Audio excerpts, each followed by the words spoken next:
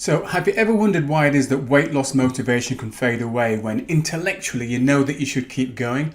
Well, in this video today, I'm going to share with you 3 specific times when weight loss motivation fades away and why, and what you can do to overcome that. Now, I've shared this information with clients of mine like Katie, for example, who lost over 40 pounds. 7 years later, she kept that weight off.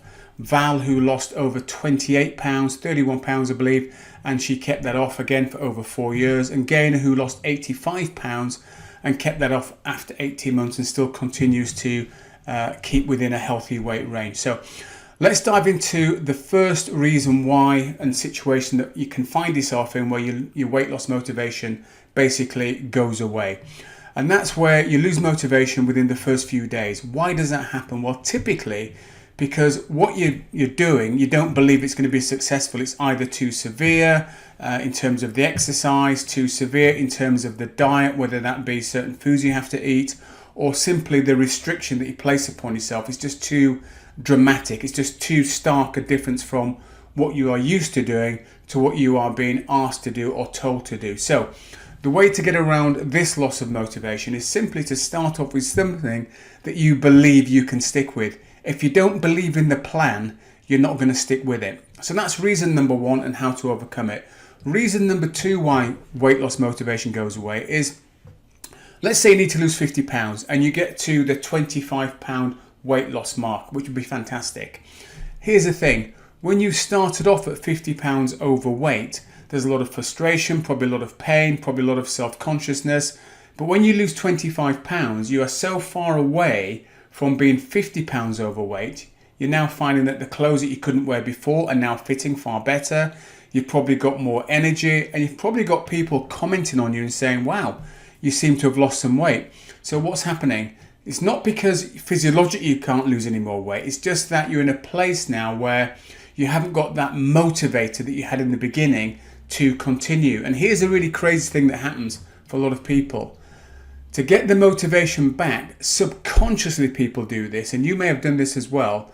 People put the weight back on thinking they need that motivation again to get going. Here's what I recommend my clients do when I start working with them. As part of the coaching process, I make sure they have a really good goal as to why it is they want to lose the 50 pounds.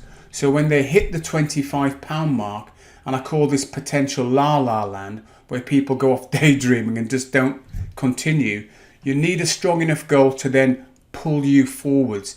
If you don't have that goal at that 25 pound mark or whatever mark you happen to find yourself at, if it's not there, you've got nothing to pull you forwards. And most people are not used to having a goal that actually pulls them forward. So that's how you overcome the loss of weight loss motivation when you've hit the halfway mark.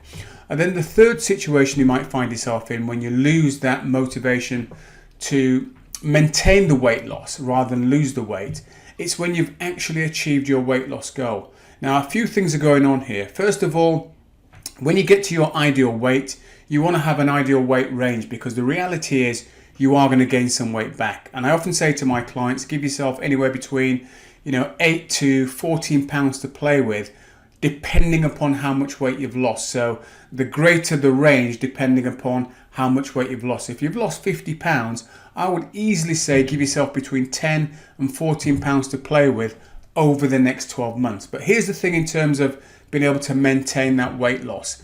It doesn't want to be built just around looking good. Granted, I know that's a nice feeling to be able to fit into clothes that you look good in. I know it's good to look into the wardrobe and pick out anything you want to put on, but there needs to be a little bit more than that.